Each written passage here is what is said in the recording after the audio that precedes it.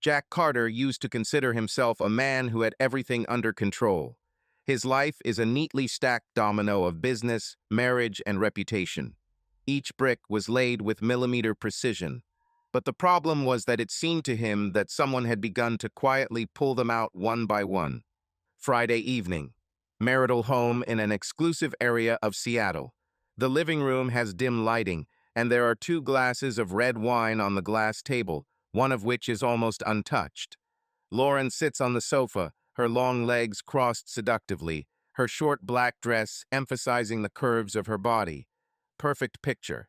Too perfect. It's like a beautiful set for a play that doesn't go according to script. Jack stands by the fireplace, watching her. She pretends to be busy on the phone, but her gaze betrays tension. Lauren clutches her glass, her fingers tremble slightly, and a barely noticeable but practiced smile appears on her lips. The same smile with which she always tried to hide the lies. He had seen her so many times that he could already read his wife's thoughts like an open book. "What are you thinking about?" Jack takes a sip of whiskey, sitting down in the chair opposite. "Nothing special," she answers a little too quickly. "Just tired after a long day." "Yes," he leans forward a little. "Interesting. You said that today your shift ended at 4. What made you so tired?" She blinks. A split second is enough to notice that she was not expecting this question. "Well, I stopped by Nikki's. We just sat and chatted." Women's conversations. Lauren takes a sip of wine, her tongue just touching the edge of the glass. She unknowingly plays the role of an innocent wife. Jack can barely contain his grin. "Is it true?" He leans back, pausing. "Are you sure you were at Nikki's?" Lauren freezes. Anxiety flashes in her eyes, but she quickly copes with herself. "What, I should have sent you a photo report." She laughs nervously, trying to turn it into a joke. Jack smiles slowly, but his eyes remain cold. He is in no hurry to reveal his cards. For now. "Of course not. It's just weird that Nikki called me today to see how you were doing. She says she hasn't seen you for a long time." Lauren places her glass on the table, a little harsher than necessary. The sound of crystal fills the silence. Jack sees a barely noticeable nervous spasm running down her neck. She tries to pull herself together again. Maybe she just forgot, or confused days. "We met a few days ago, I guess." Jack shrugs, giving her the illusion of a way out. Lauren relaxes, but only for a moment.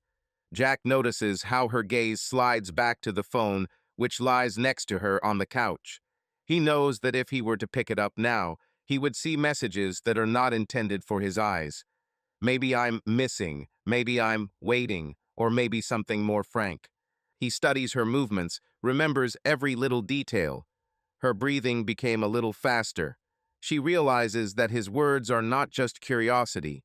This is a hint that should make her nervous. But she tries to hide it. She slowly gets up from the sofa, smoothly walks across the room, pretending to be looking for something in the locker. The back is straight, the shoulders are tense. Her body screams that she is afraid, but with her words she continues to play the game. "Maybe you're just too suspicious," she says without looking at him. "You've always been like this. You see ghosts where there are none." Jack grins. He decides not to reveal his suspicions for now. He wonders how long she will last. There are too many inconsistencies. There are too many little details that a normal person wouldn't notice.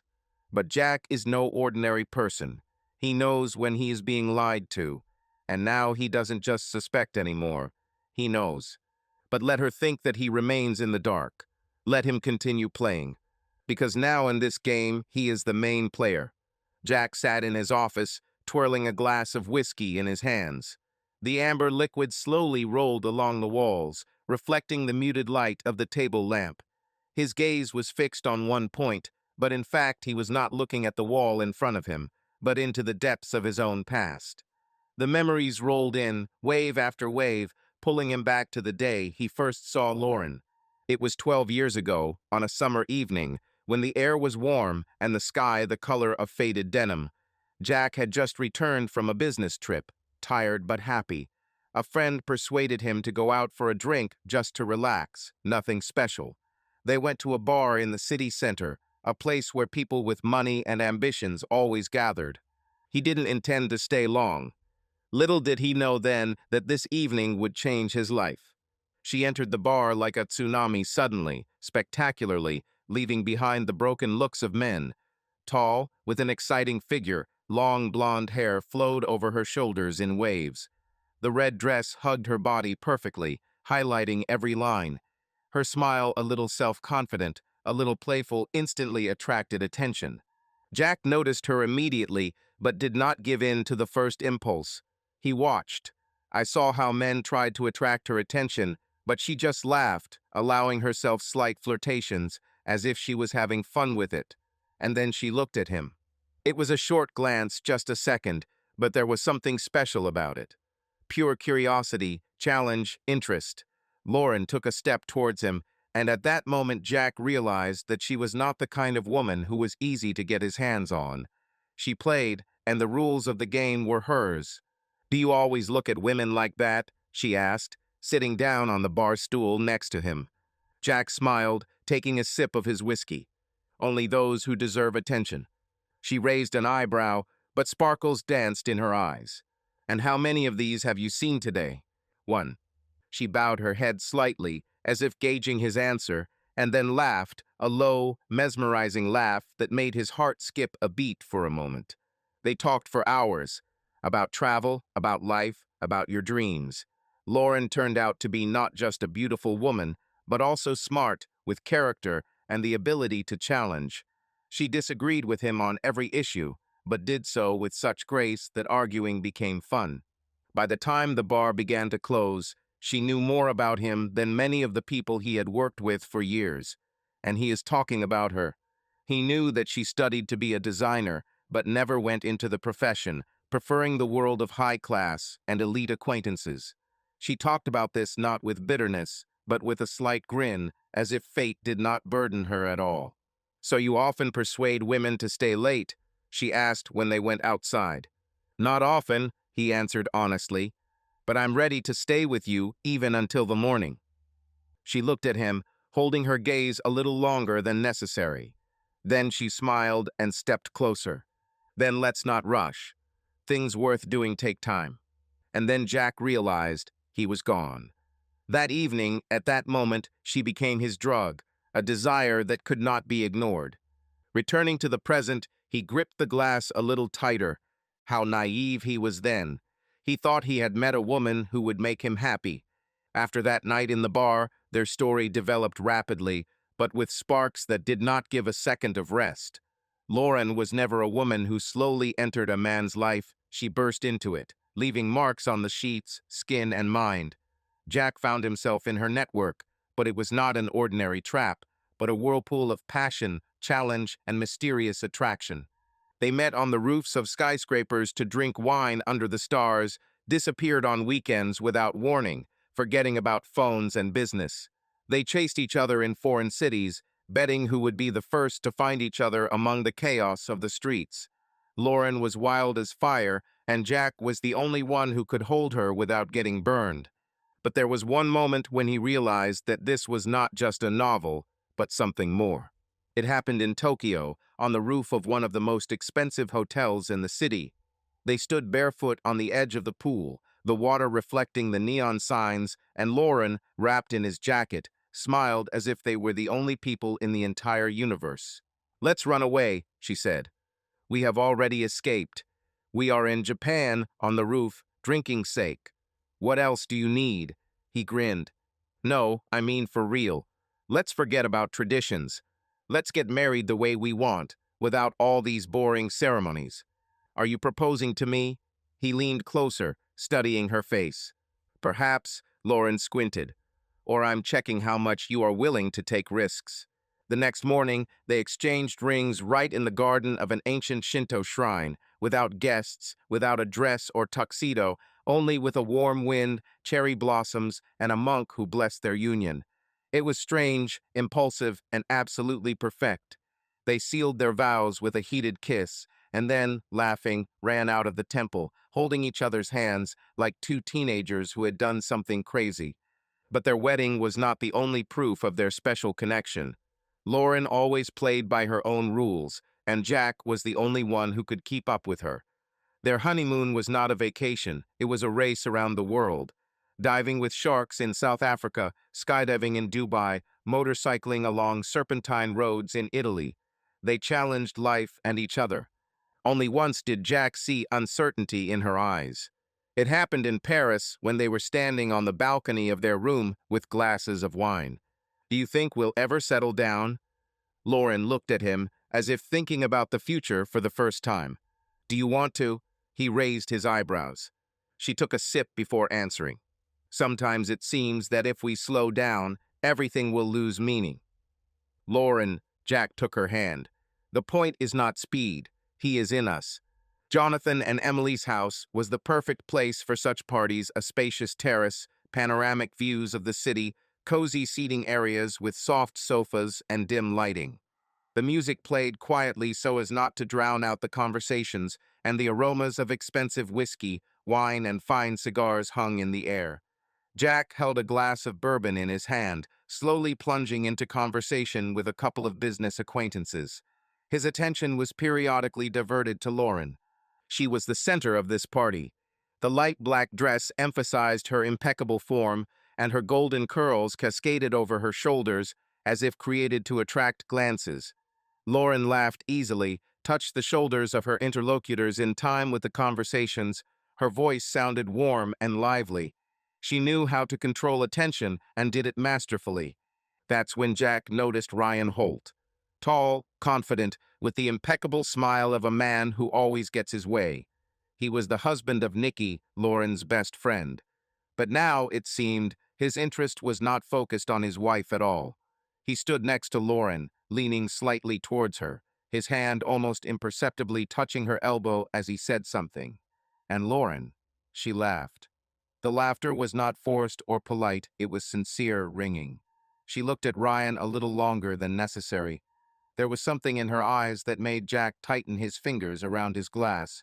The evening continued, but his mood changed. He knew his wife. Lauren always loved flirting, innocent games in which there was nothing serious. At least that's what he thought before. But something about this evening was different. He watched as Lauren lifted the glass to her lips, as her fingers lingered on the glass, as she tilted her head slightly, listening to Ryan. These little things did not escape his attention. "You look tense," Emily's voice distracted him from his thoughts. She stood nearby, holding a glass of wine and smiling slyly. "Just tired," he replied, taking a sip of bourbon. "Or are you jealous?" Emily glanced towards Lauren and Ryan. Jack grinned. "Whom? Ryan? It's just a game." "Maybe. Or maybe you just don't want to see the obvious." Emily shrugged and walked away, leaving him with his thoughts. Jack continued to watch. Ryan leaned a little closer to Lauren, his fingers lingering on her wrist for a moment before sliding down. The movement was almost imperceptible, but Jack saw it. He felt anger rising within him, but kept a calm expression on his face. Lauren did not remove her hand, and her lips stretched into a lazy smile. The guests continued to have fun. Somewhere in the corner, a group was laughing loudly, discussing the latest football match. Someone was arguing about politics, and someone already looked too drunk to understand what was happening. But for Jack, this evening came down to one picture: Lauren and Ryan, their two light touches, their glances, their invisible connection. The night was gradually coming to an end. The guests were leaving. Some had already had too much alcohol, and others were making plans to meet next week. Lauren approached Jack, her eyes shining from the wine she drank and the atmosphere of the evening. "Well, how did you like the party?" she asked, clinging to him. "Wonderful. You clearly enjoyed Ryan's company." His voice was calm, but everything was boiling inside. She smiled, running her finger along his tie. "You know that I like attention." Her voice was soft, but there was a challenge in it. "I hope you understand that you are playing with fire," he whispered, sliding his fingers along her waist. She didn't answer. She just smiled and squeezed his hand tighter. The night was warm, The air still smelled of whiskey and perfume when Jack and Lauren left Jonathan and Emily's house.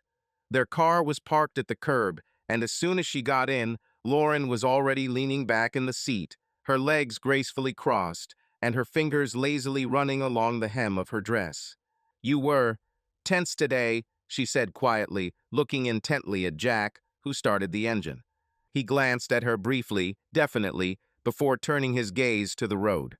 Maybe, or maybe I just don't like it when my wife gets too involved with other people's husbands. Lauren chuckled, lightly biting her lower lip as if she was amused by the remark. Her hand slowly slid along the inside of his thigh. "Are you jealous?" Her voice was barely audible, but there was mockery in it. Jack gripped the steering wheel tighter, his muscles tensing. There was a fire burning inside him, but he knew that anger should not take over. Not now. "You're playing with fire, Lauren," he muttered, turning his head slightly towards her. She just smiled and removed her hand. The rest of the journey passed in silence, filled with tension.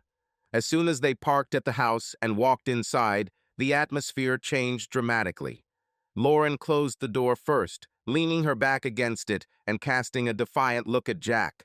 He didn't have time to answer. Her lips were already pressed to his lips, hot, demanding, insistent. Her hands slid over his chest, then down to his belt. "If I'm playing with fire," she whispered, running her fingers along his stomach, "maybe you can show me what it means to get burned." Jack grabbed her waist sharply, his fingers closing on her skin, causing goosebumps, and he pressed her against the door. She moaned, arching, her body burning under his touch. "You're driving me crazy," he muttered. His breathing became heavy, hot. "Then take advantage of this, Jack." Her voice trembled, but there was a challenge in it. He picked her up, and her legs immediately wrapped around his waist. Lauren moaned as his fingers slid across her skin, causing her body to arch to meet his movements. Jack carried her into the living room, and they collapsed on the sofa. Her fingers dug into his shoulders, pulling his shirt off. Her lips slid along his neck, leaving light bites. His hands knew her body thoroughly. Their movements were coordinated, instinctive, almost primitive. Lauren threw her head back, her eyes sparkling with excitement, her breathing ragged. He ran his fingers over her lips, making her moan in response. "You are mine," he whispered. "Always," she replied, squeezing his hips. They moved in the same rhythm, their bodies found harmony, a long-studied dance of passion. Their moans filled the room, every movement, every kiss ignited a fire inside that did not go out. As their climax hit them both, Lauren screamed his name, arching her back, and Jack clenched his teeth, feeling their bodies peak together. They collapsed on the sofa, out of breath, covered in sweat, but with happy, satisfied smiles on their lips. For some time, they just lay there, enjoying the silence after the storm. Lauren was the first to break the silence, lazily running her fingers over his chest. "So you were jealous." Her voice was mocking, but there was contentment in her eyes. Jack took a deep breath, rolling over to look into her eyes. "Maybe," he smirked slightly, running his finger over her lower lip. "But you still belong to me." She smiled, pulling him towards her. Always.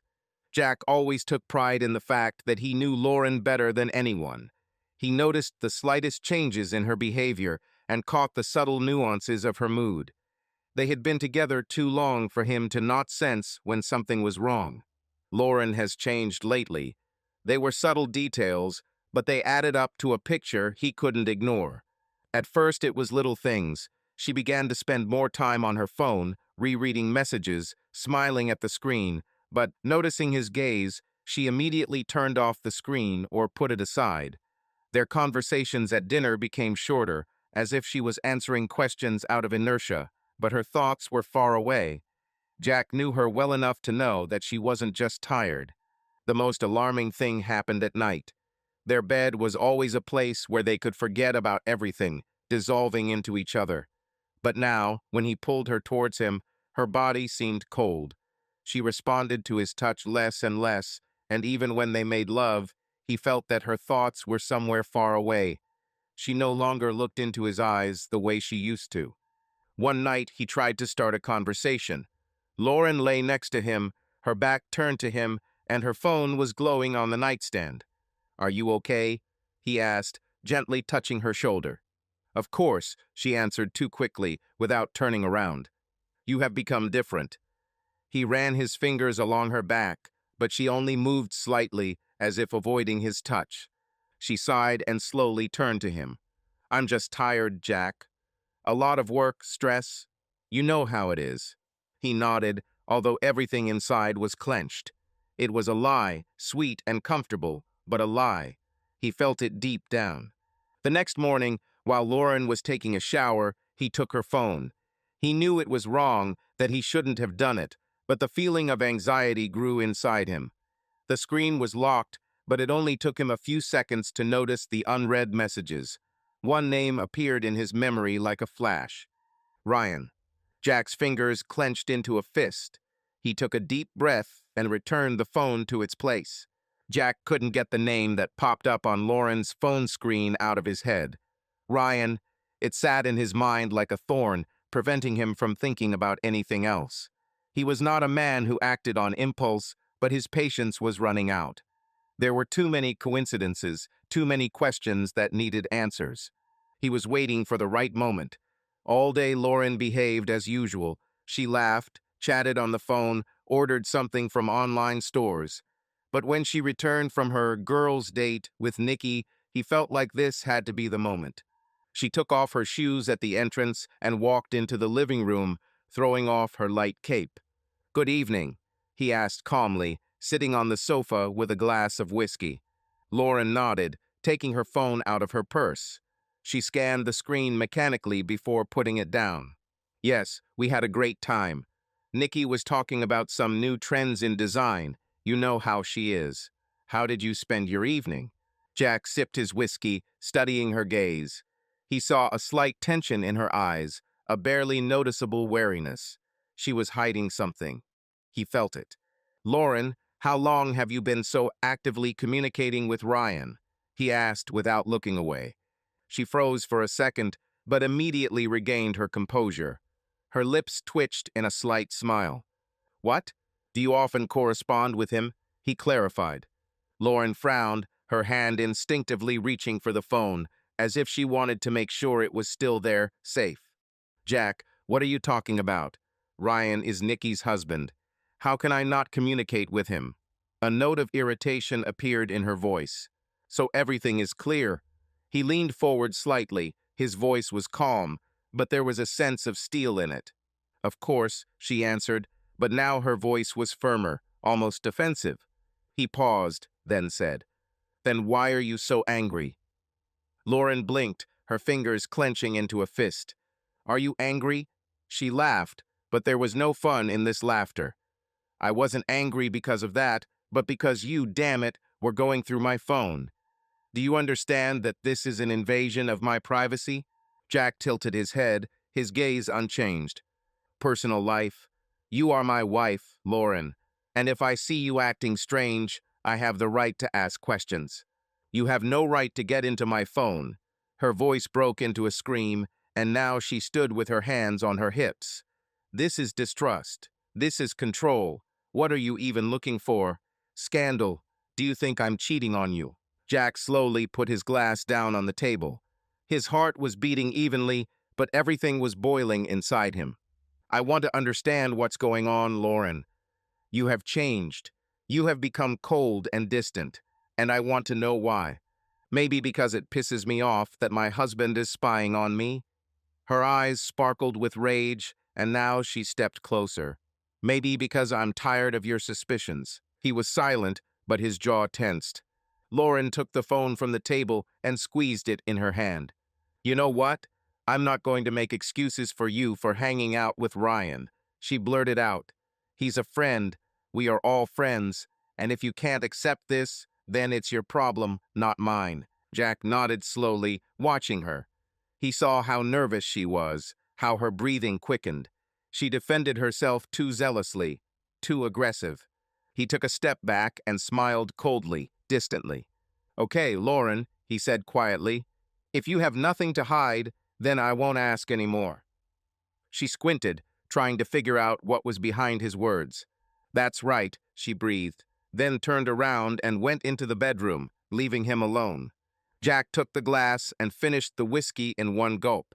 Jack lay in bed, listening to the sounds of the night. Lauren was nearby, her breathing even, but he knew she was awake. He felt it. In recent weeks, she had become distant, detached, as if her thoughts were somewhere very far away, and he couldn't ignore it. He turned to her, his hand slowly sliding over her bare shoulder. She didn't flinch, but she didn't react either. She just remained motionless. "Lauren," his voice was quiet, almost pleading.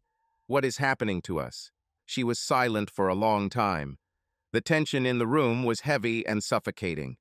Then she sighed and turned her head towards him. "Nothing, Jack. Just tired." Her words sounded too mechanical, too cold.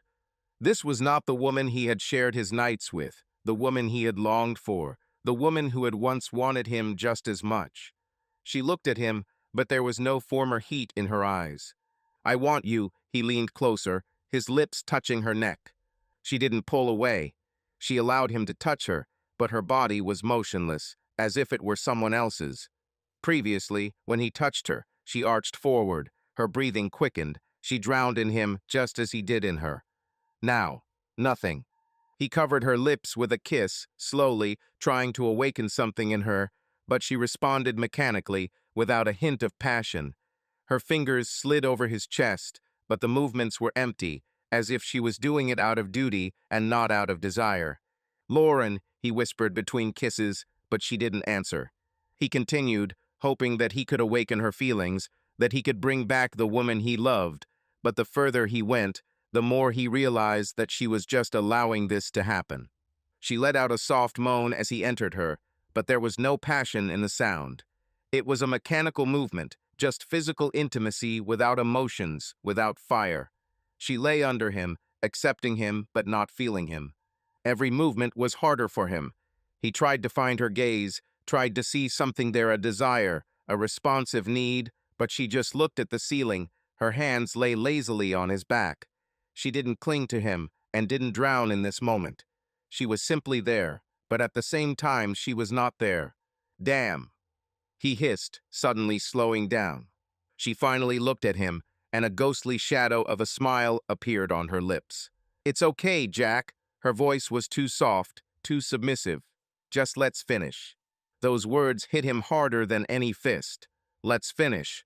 As if it was a duty. It was as if he was someone she simply tolerated. Jack stopped. He felt his anger and pain welling up inside. He didn't want this. I didn't want them to just finish. He got off her and sat on the edge of the bed, covering his face with his hands. His chest heaved with uneven breathing. Lauren sat up too, pulling the sheet over herself. "Jack." Her voice was quiet, but he didn't turn around. "Forget it," he answered dully, getting out of bed and heading to the bathroom. When he closed the door behind him and turned on the water, he clenched his fists. He felt that something in them had completely broken, something that could no longer be undone. Lauren never planned for this. Nikki became her friend naturally, easily, without forcing. They met a couple of years ago at a party and instantly hit it off. Nikki was kind, open, and funny, but most importantly, she had a husband who attracted Lauren from the very first sight. Ryan. Tall, confident, charismatic. A man who knew how to control himself, but there was always a hidden sparkle in his gaze, a hint that something dark, untamed lay beneath the surface. Ever since Lauren met him, she couldn't get him out of her head. He moved confidently, spoke slowly, and his smile was always slightly predatory. She didn't just notice it, she literally caught every detail, every moment when his gaze lingered on her a little longer than on others. At first it was innocent flirting, fleeting glances across the table, light touches that could pass for accidental. Lauren knew how to play. She loved to catch the reaction of men, loved to see how they let their guard down. Nikki didn't notice, she trusted her too much.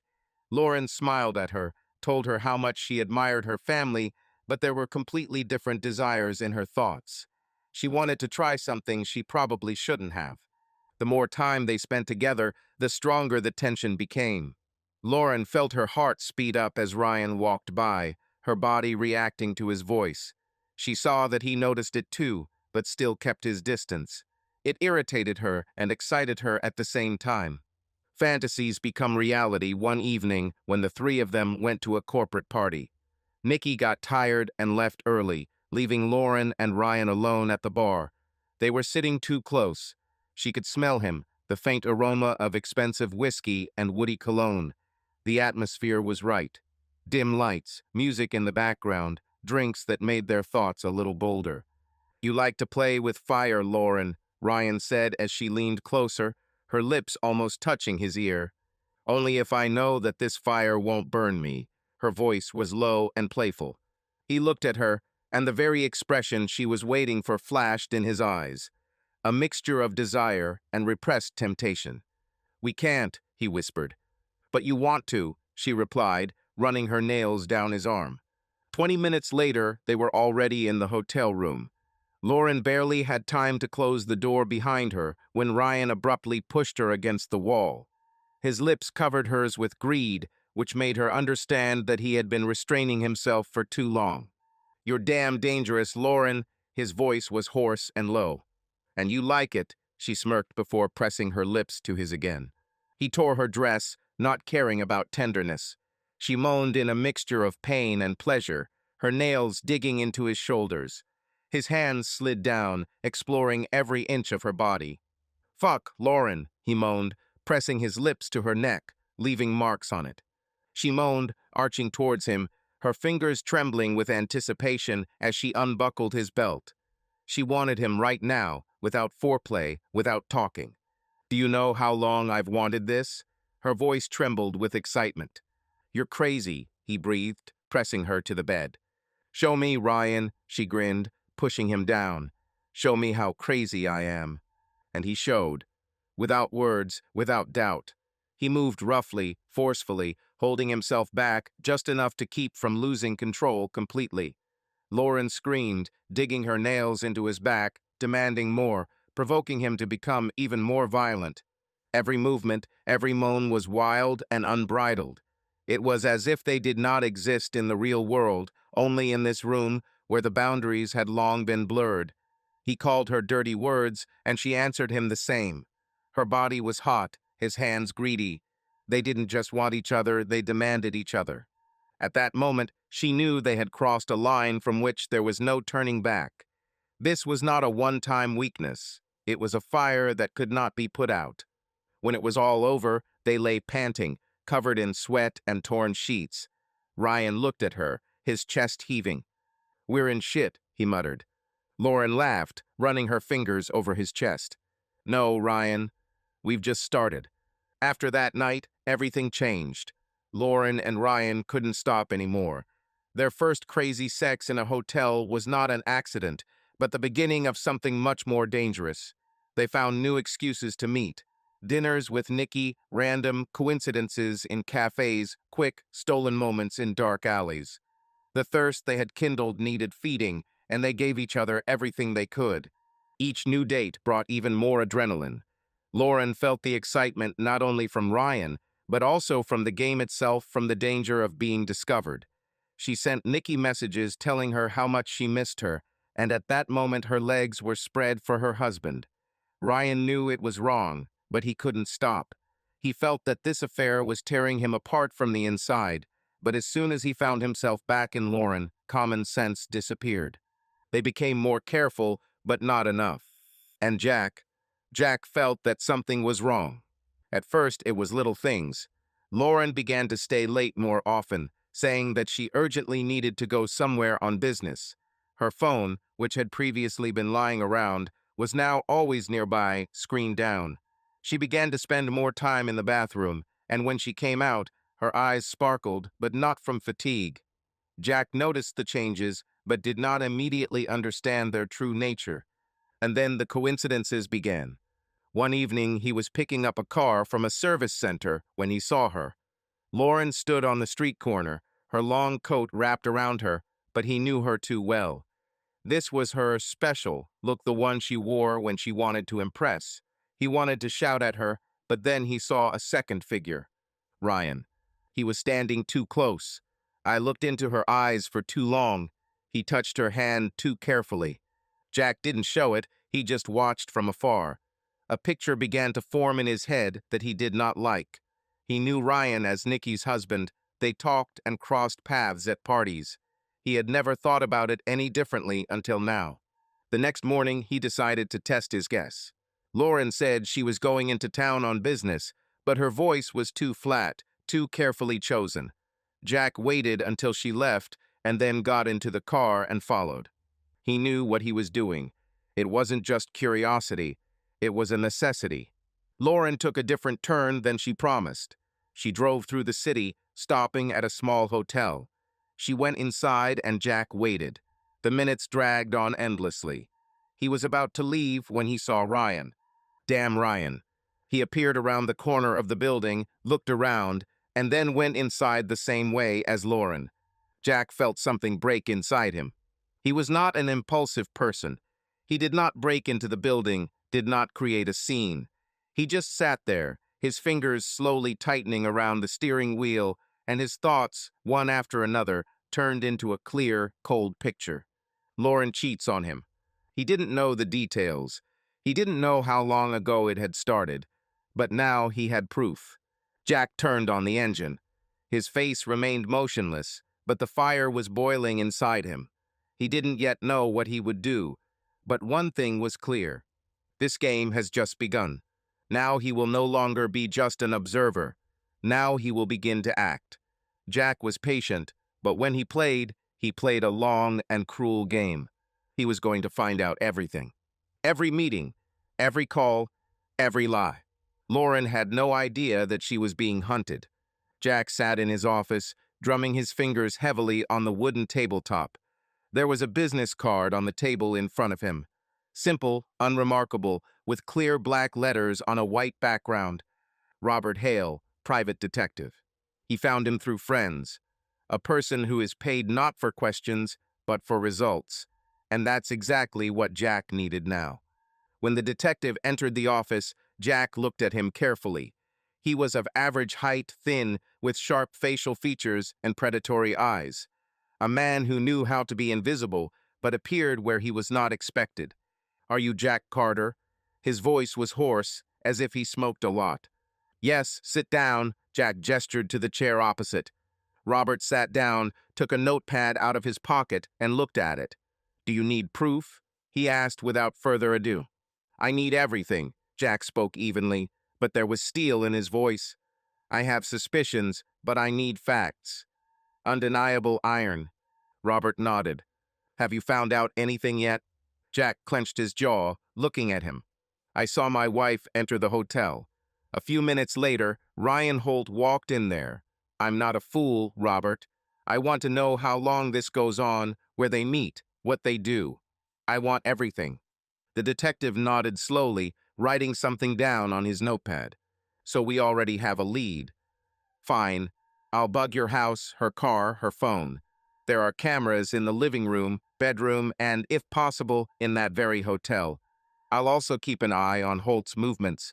It will take some time, but the result will be comprehensive." Jack slammed his hand down on the table, causing the detective to look up. "I don't need just guesses and assumptions." His voice broke into a roar. "I need the damn truth. I want to see, hear, know what exactly my wife is doing behind my back. How many times? How long? How deep he is in her. Everything down to the last fucking detail." Robert raised an eyebrow slightly, but didn't back down. He was used to this. "Do you want full control?" he clarified. "I want me to have evidence on my hands that she won't have a single chance to get away with. I need recordings, clear pictures, text messages, everything. I want her to know when I show her this crap that the end has come." Jack gritted his teeth. "And I want to see his face when he realizes that he didn't just have sex with someone's wife, but the wife of someone who could destroy his life." The detective chuckled and nodded. "You pay for information, Mr. Carter. I'll get it. But be careful. Sometimes people think they are ready for the truth, and then they receive it and realize that it's not." Jack leaned forward slowly, his gaze icy. "Trust me, Robert. I'm already ready. The only question is whether she is ready. Robert silently wrote something down on the notepad, then stood up, putting it back in his pocket. Then I'll start. In a week, you will have the first results. Jack nodded. He knew that this week would be his longest. When Robert left, he picked up a glass of whiskey, took a sip, and closed his eyes tiredly. Soon he will know everything. And then the real game begins. Jack was sitting in his office. A video was open on the laptop screen in front of him. His fingers clenched into fists, but outwardly he remained motionless, as if carved from stone. Everything was seething inside, but he kept himself under control. The file was handed over by the detective. "Open it when you're ready," Hale said, handing over the flash drive. Is he ready? The hell with it. But he needed to see. Jack pressed play. The hotel number lit up on the screen. The camera is installed perfectly, everything is visible. Lauren in one of his expensive dresses, which he himself gave her. Ryan, his shirt unbuttoned, smiles lazily, leaning on the edge of the bed. "Are you sure he won't suspect anything?" Ryan says with a muffled laugh. "Are you serious?" Lauren grins, kicking off her shoes. He doesn't notice anything at all. All he needs is for the house to be clean and dinner on the table. Jack clenched his jaw, feeling everything boil inside. Another key press, and the video continues. Ryan grabs her by the waist and pulls her sharply towards him. Lauren gasps, laughs, clings to his shoulders. "Fuck," he breathes, pulling her dress off, leaving her in just her underwear. "You always turn me on so fucking much." She smiles, slowly sliding her hand over his chest, then down. "Maybe because with you I want more than just quickly and without emotions." She kneels in front of him, her hands deftly unfastening his belt, and there is not an iota of doubt in her gaze. Jack watches his wife do for another man what she has never done for him. Ryan freezes, his fingers burying themselves in her hair.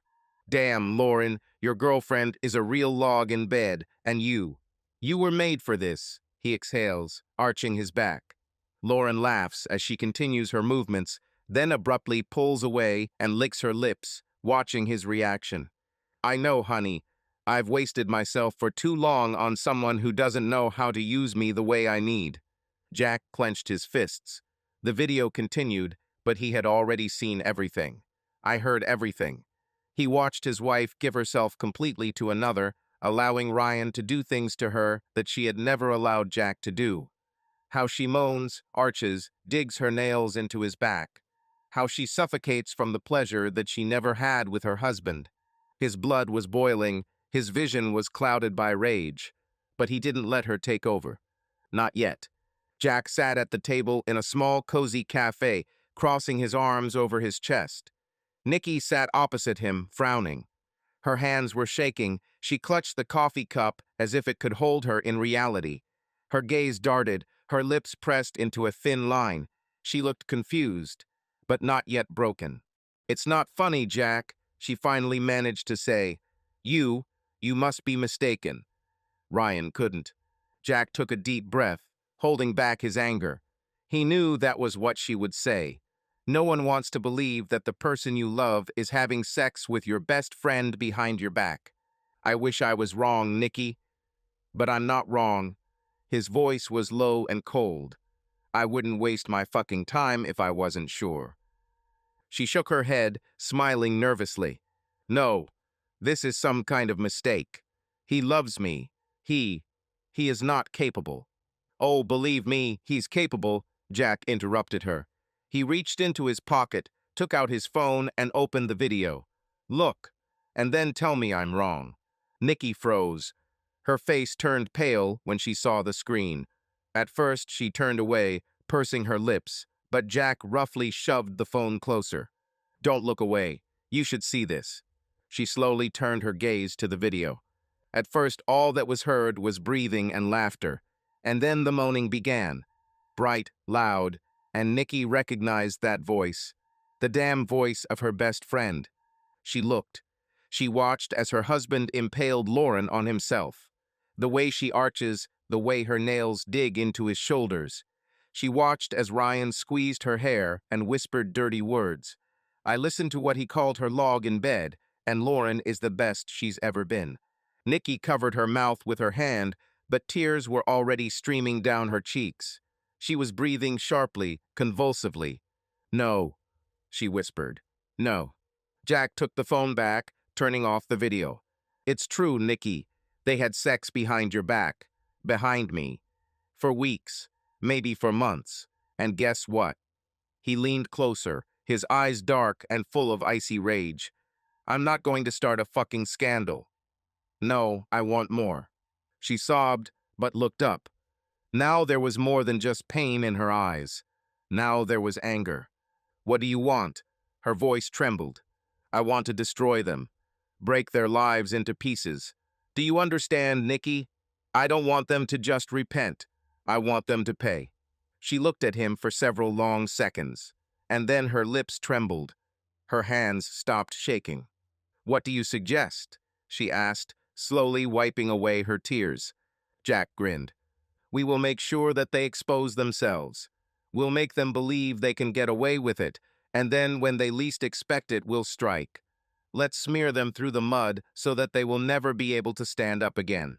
Are you sure we can pull this off? Nikki frowned, her lips trembling from tense breathing. Yes, Jack nodded, his fingers clenching into a fist. I know her weak points, and I know his weaknesses. They are used to thinking that they are in control of the situation, and we will simply quietly take everything from them. Nikki thought about it. She was silent for several moments, as if trying to piece herself together. Then her lips curled into a crooked smile. Do you think I'll just sit and wait? She glanced at the phone that was still lying in front of them. I want to see them destroyed.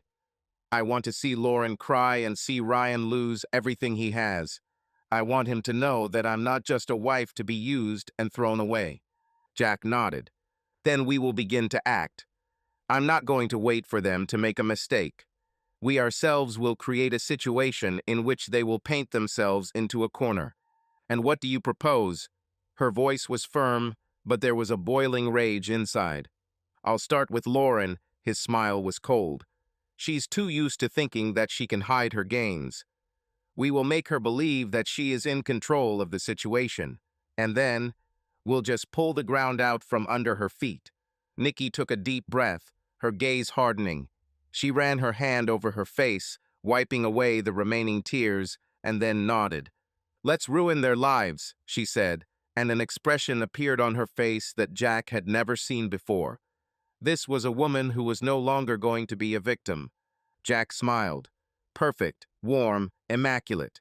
He ate breakfast with Lauren, chatted about work, kissed her temple before leaving, and sent sweet messages during the day. He was caring, attentive, and loving. The kind of husband every woman dreams of. The kind of husband that Lauren stopped deserving a long time ago. Something has changed with you, she once remarked, handing him a cup of coffee. In what sense? Jack took a sip, carefully studying her reaction. Lauren frowned slightly, as if she didn't understand what was bothering her. I don't know. You're just different. He chuckled and ran his fingers gently over her wrist. Maybe I just want to be closer to you again. His voice was soft, almost pleading.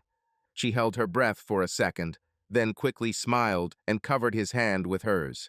I like it, she said, but there was a flash of worry in her eyes. This is exactly what Jack wanted to see.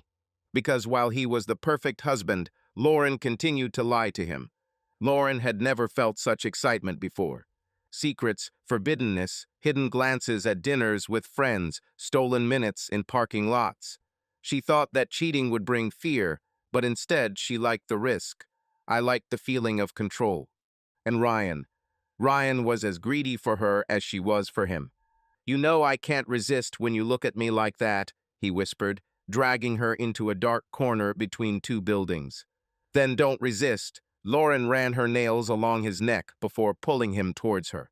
And he didn't resist. Their kisses were hungry, their hands exploring each other as if they had forgotten what it was like to wait. He pinned her between him and the cold brick wall, his fingers sliding up her leg without hesitation, lifting her skirt up. You're driving me crazy, he breathed, pressing his lips into her skin. Then use me, she breathed, kissing him back. He used it. Rough, fast, without mercy. And it was in these moments that Lauren felt alive. And Jack was waiting for her at home. Calm, caring. The one who greeted her with a smile and a kiss. "How was your day?" he asked at dinner. "Okay," she answered, smiling back at him. And then he took her hand, gently running his fingers over her skin. She felt warm, felt that he was looking at her as if he was falling in love with her again. Lauren felt like a queen. The night was warm, the air saturated with the electricity of their secret. Ryan's car was parked in a back alley, away from prying eyes. The headlights were off, the cabin was in semi-darkness, but the tension inside was off the charts. Lauren sat in the passenger seat, her chest heaving with ragged breathing. Her heart was pounding so hard that it seemed you could hear it. "You're driving me crazy," Ryan whispered hoarsely, leaning closer. His hand slid along her thigh, his fingers greedily buried in the hem of her short dress. Lauren slowly spread her legs, her tongue running over her lower lip as his fingers touched hot, wet skin. "Then don't resist," she breathed, clinging to him. Ryan didn't need an invitation. He grabbed the back of her head, his lips insistently covering hers. The kiss was greedy, wild, full of insatiable desire. Lauren moaned as his tongue found her, as his fingers began to explore her body as if he wanted to learn her every reaction. She tugged at his belt, undoing the buckle with trembling fingers. "You're such a damn provocative," he gasped as she squeezed his already tense flesh with force. "And you love me for it," she grinned, going lower. Ryan leaned back, his fingers threading through her hair as her lips touched his. He groaned, arching in the chair, his breathing became heavy and ragged. "Fuck, Lauren," he moaned. "Does your husband even know who he lost?" She just grinned, looking up at him. "He doesn't care, and I don't care. Now I belong only to you." Her words seemed to set him on fire. He jerked her to her knees and sat her down on top of him, his hands jerking her panties to the side, not even bothering to remove them completely. He entered her sharply, causing her to throw her head back and moan in surprise. "You don't do that for him, right?" he hissed, squeezing her hips. Lauren bit her lip, her nails digging into his shoulders. "Never." "Because you're mine." His voice was rough, animalistic. He moved deeper, making her gasp with each new wave of pleasure. The car creaked slightly, the fogged windows hiding them from the world. Their bodies moved in unison, greedily, mercilessly. Lauren threw her head back, her moans getting louder, her back arching as Ryan pounded deeper into her. "You were made for this," he breathed, burying his face in her neck. "For dirty games." "Only with you," she breathed, feeling her body approaching climax. She exploded, her nails leaving marks on his skin, her body shaking in his arms. Ryan caught up with her a second later, his fingers digging into her waist as he froze, breathing heavily. There was silence in the car for several minutes, interrupted only by their ragged breathing. Lauren smiled, lazily running her finger over his chest. "You a little yes?" He chuckled, fisting her hair. "We're just getting started, baby." Jack sat at the bar, thoughtfully twirling a glass of whiskey in his hands. It was approaching midnight, but he was full of energy. Today, he must learn something that will make his plan flawless. Nikki showed up exactly at the appointed hour. She looked tense but determined. There was no more pain in her eyes, only icy anger.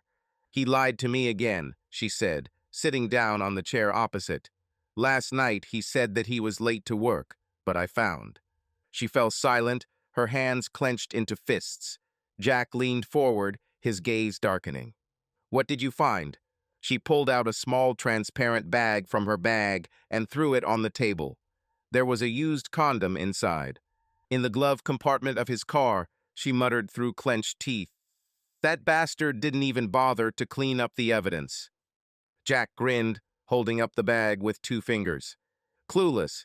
Does he think that if he has sex with my wife, he is invulnerable? I was wrong." He squeezed the bag in his fist. "At least Lauren cares about the conspiracy, but your man is just an animal who doesn't care about the consequences." Nikki exhaled heavily, her lips trembling. He thinks I'm stupid, Jack. He thinks that I will sit and endure, close my eyes. But you know what? Her voice became harsh, almost threatening. He was wrong. Jack nodded. That's why we'll break it. Let's start from the most painful place. Does Ryan have debts? Problems? Nikki grinned, her eyes flashing with gloating. What other ones? He's up to his neck in shit. He spends more than he earns, bets on sports, and recently some guys called me and asked about him. At first, I thought it was a mistake, but now.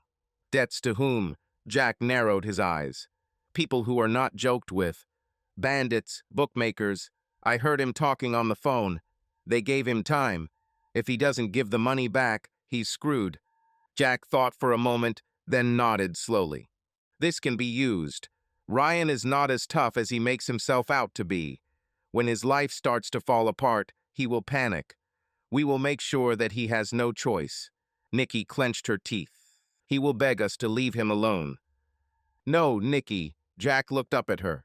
He will beg Lauren because his real weakness is not just money. He thinks that he is in love with her, that she is his salvation. When he realizes that he has lost everything, he will clutch at her like a drowning man at a straw. Nikki clenched her fists, her eyes flashing with anger. This easily accessible girl, this creature. She hissed, her voice trembling with anger. I trusted her. She was my friend. She came to my house, sat at my table, knew everything about me, and at the same time spread her legs for my husband. What the hell? She slammed her fist onto the table, causing the glass to bounce slightly. I thought she was my person, Nikki continued, her voice breaking. And she's just a cheap bastard who couldn't resist taking from someone else. I'm ready to tear her to pieces. Jack grinned, took the glass, and took a sip of whiskey. Don't rush. We'll make it beautiful. I don't want them to just panic. I want them to suffer. Nikki took a deep breath, her gaze hardening. She ran her hand over her face, wiping away the remaining tears, and then nodded. Let's ruin their lives, she said, and an expression appeared on her face that Jack had never seen before. This was a woman who was no longer going to be a victim. Lauren stood in front of the bathroom mirror, nervously stroking the skin on her neck. She could not get rid of the strange feeling of anxiety that had settled in her in recent days. Something has changed. Something's wrong. Everything was easy before. Adrenaline from secret meetings with Ryan, his hands on her body, his hot whispers, his confidence. It gave her a feeling of power. But now she was starting to notice little things that made her doubt. Jack has changed. He didn't ask any more questions, no longer tried to find out where she was or with whom. He just smiled. Too sincere, too calm. He was more attentive than usual, saying compliments that he hadn't said in years. And this scared her more than if he had thrown a scandal. She jumped when her phone vibrated on the nightstand. Message from an unknown number. Are you sure your husband doesn't know anything? Lauren's eyes widened. She felt everything inside her tighten. Damn, she whispered, quickly looking around, as if she was afraid that Jack was standing outside the door. She grabbed the phone, fingers trembling as she tried to figure out who could have written this. Was this a joke? Did someone suspect something? Or Jack? She quickly dialed Ryan's number. Lauren? His voice was relaxed, but she immediately detected notes of wariness in it. We need to meet. Right now, she brooked no argument. 15 minutes later, she was sitting in Ryan's car in a deserted parking lot. Her arms were crossed over her chest, her nails tapping against her skin. Show me, Ryan demanded. She silently handed him the phone, and he frowned, skimming the message. Shit, he muttered, handing the device back to her. This is some kind of bluff. Bluff? What if not? Lauren flashed her eyes at him. If Jack knows. What if he understood something and is now playing with me? He's different, Ryan. He's acting too calm. This is not normal. Ryan sighed, pulling her wrist, forcing her to look into his eyes. Lauren, listen to me. If he knew, do you think he would just sit there and smile? Men don't do that. He would have already caused a scene. He wouldn't live with you anymore. Ryan grinned. he would have already filed for divorce and grabbed everything he could from you. Lauren bit her lip, her breath hitching. What if he's waiting for the moment to strike? Maybe he's collecting evidence. Maybe. Baby, stop. Ryan leaned toward her, his hand squeezing her thigh. It's just paranoia. You're too excited. We just need to be careful. But this does not mean that we have been exposed. Lauren took a deep breath, trying to compose herself. You are sure? Absolutely. His fingers slid along her inner thigh. Stop worrying about it. Think about what's important. She closed her eyes, feeling the anxiety recede, replaced by a familiar heat. Jack watched Lauren. He saw how nervous she was, how her fingers trembled as she poured wine into a glass at dinner. I saw how she avoided his gaze, how she tried her best to play the role of a loving wife, but her falsehood was too obvious. And this gave him pleasure. Are you okay, honey? He asked, smiling. She looked up at him sharply and nodded too quickly. Yes, sure. I'm just tired. Tired? Jack slowly put down his glass. I wonder why. From household chores or something else? Lauren tensed, but immediately put on a smile. From work, of course. He studied her like a predator playing with its prey. You're so tense. Maybe I should help you relax. She froze. He saw doubt in her eyes, uncertainty. She felt that something had changed in him, but could not understand what it was. And it was wonderful. Once they were in the bedroom, Jack wasn't gentle. He wasn't going to be. He sharply turned her towards him, roughly pulled her by the hair, and squeezed her waist. You are my wife, right? His voice was low, threatening. Why, yes. She breathed out, her hands involuntarily falling on his chest. Then behave like a wife, he hissed, covering her lips with a hard, demanding kiss. She gasped, but didn't pull away. He felt her give in slightly, but it wasn't desire, it was fear. Jack knew that at that moment she was not thinking about him, but about something else. About something that haunted her. This only inflamed him. He tore her robe off and threw it on the floor. Her body was still the same as he remembered, but now it seemed alien, dirty. Jack took a condom from the nightstand and tore the packaging with his teeth, not taking his eyes off her. Lauren looked at him with wide eyes, her chest heaving with intense breathing. You've never before. She began, but he interrupted her by grabbing her chin. I just want to be careful. His voice was quiet, but there was steel in it. The world is full of infection, isn't it? She shuddered. Her eyes filled with tension, but she didn't say anything. Jack smiled. He turned her around and forced her to lean on the bed, one hand squeezing her wrist, the other breaking the boundaries between them. He wasn't gentle. He moved roughly, deeply, mercilessly. Each of his thrusts was not only physical, it was psychological. Lauren moaned, but there was no pleasure in the sound. This was something different. What, honey? Jack leaned towards her ear, roughly grabbing her hair. They didn't do it to you so harshly. She sobbed, clutching the sheets. Jack grinned. You like dirty games, right? So, honey, now I'm playing. He sped up, feeling her body tremble beneath him. This was not pleasure, it was power. Full control. He made her feel, feeling insignificant, tarnished. He wanted her mind to be filled with only him at that moment. Only his hand on her throat, only his breath, only his voice, which whispered dirty, cruel words into her ear.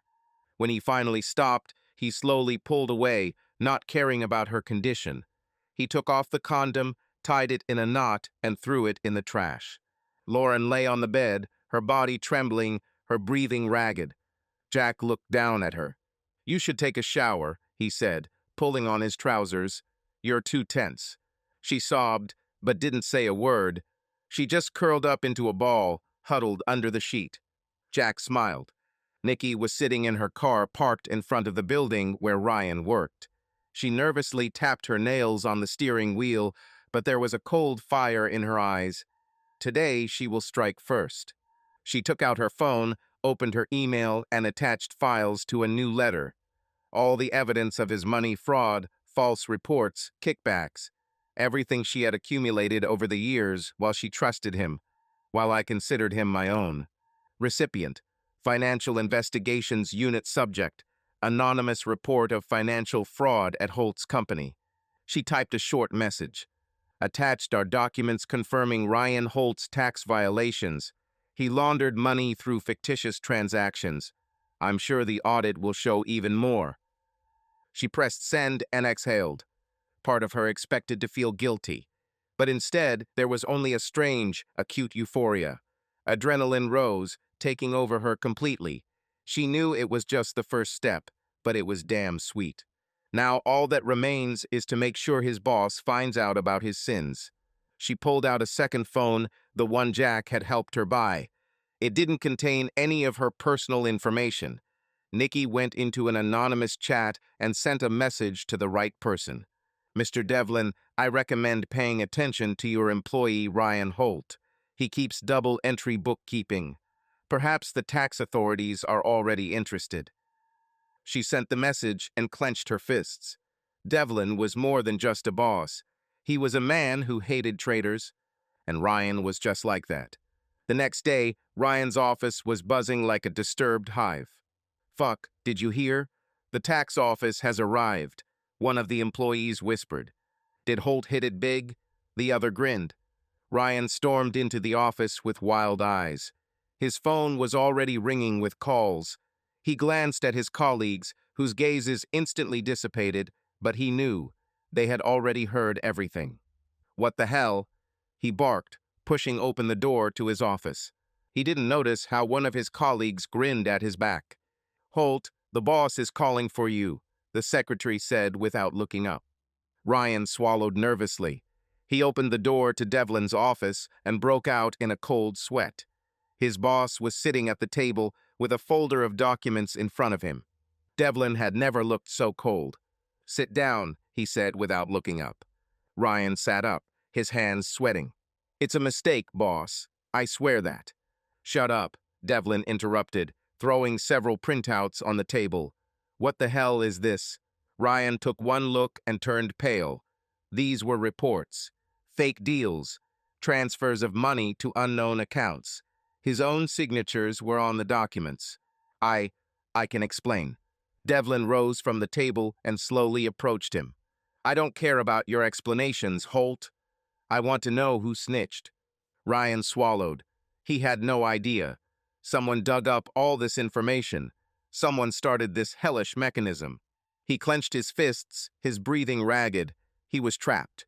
Somewhere on the other side of town, Nikki was opening a bottle of wine, smiling at her victory. She sat on the windowsill, lazily twirling the glass in her hands. The screen on the phone lit up. Message sent. Documents received. She chuckled. 1-0 Ryan, she whispered, taking the first sip. And that was just the first blow. Ryan sat in his office, looking at the monitor screen where his losses were displayed in red numbers. My heart felt lousy. Yesterday, everything went according to plan, but today he seemed to be in free fall. Something was definitely going wrong, but where did the first blow come from? The tax authorities came first. A formal check, they said. The usual procedure. But Ryan knew that such visits were not accidental. The bank then froze part of his accounts due to suspicious transactions. His accountant, pale and sweaty, tried to explain that there had been several strange payments this month that were now raising questions for the financial controller. And then the worst began. Clients began to cancel transactions. Bosses avoided his calls. Even his business partner, Tom, whom he considered a friend, suddenly stopped responding. What the hell? Ryan threw the phone on the table, clutching his head. What the hell is going on? The next day, the situation got even worse. Ryan, we have a problem, his lawyer said, looking into the office. You won't tell me anything new, he snapped. What now? Our creditors demand payment immediately. One of them hired auditors, and now they are rummaging through all your transactions. We don't have enough liquidity to plug the holes. This is impossible, muttered Ryan, but he himself knew that this was reality. His business was collapsing, and he did not understand who started this hell. Jack sat in his office, sipping whiskey and watching his laptop screen. The cameras installed in his house provided a crystal-clear image of what was happening in the living room. He knew that this moment would come sooner or later, but seeing it live, it was different. Lauren stood at the door, looking around nervously, and then quickly let Ryan inside. He stepped into the house, closing the door behind him, and immediately pulled her towards him, his hand sliding down, squeezing her thigh. Lauren gasped quietly, but didn't push him away. "Are you sure he won't come back?" Ryan whispered. His lips were already touching her neck. "He's busy today," she answered, her voice trembling not from fear, but from excitement. "He has a meeting. He doesn't even know I'm here." Jack chuckled as he took another sip of his whiskey. Oh, he knew. He knew everything. Ryan leaned closer, his breath hot against her skin. "You're so crazy. Bring me right here? Adrenaline rush, right?" Lauren moaned as his fingers slid up her leg. "I can't stop." Her hands were already unbuttoning his shirt, tearing it off his shoulders. "I like risk. You know that if he finds out." Ryan didn't finish. His hands sharply squeezed her waist, pressing her to him. "He won't know," Lauren breathed before capturing his lips with a greedy kiss. Jack watched his wife kiss another man in their house, in his home, in the room where he once held her in his arms, where they laughed, where they shared dreams.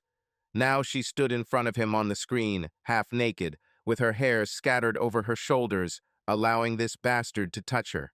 She threw her leg over him as Ryan pushed her against the wall. His hands explored her body without hesitation, and she only pushed him to do more. "Let's do it right here," he whispered, tearing off her underwear. "On your couch." Lauren moaned, arching forward. "Fuck, this is so crazy," she whispered, her fingers already unbuckling his belt. "You love it, don't you?" Ryan grinned, pushing her onto the couch. He loomed over her, his hands knew no bounds, his breathing became heavier and his movements more insistent. Lauren arched under him, her lips parted, her eyes clouded with passion. Jack didn't look away. He didn't allow himself to blink. He had to see everything, should have remembered every detail. He watched as Ryan grabbed her roughly, as Lauren lost control, as their bodies moved in unison. I heard her moaning, calling his name, begging him not to stop. She had sex with her lover in her husband's house, and she thought that her husband knew nothing. He could stop them right now, could have burst into the living room and destroyed them with one blow. But that would be too easy, too corny. Jack leaned back in his chair, exhaling slowly. He will wait until they feel completely safe, and then he will crush them both. Ryan was sitting in his car. His phone lay on the passenger seat, the screen lit up with messages, one after another. "You screwed up, Holt. Where's the money? The deadline is up. You have 48 hours. If you don't figure it out, we'll figure it out ourselves."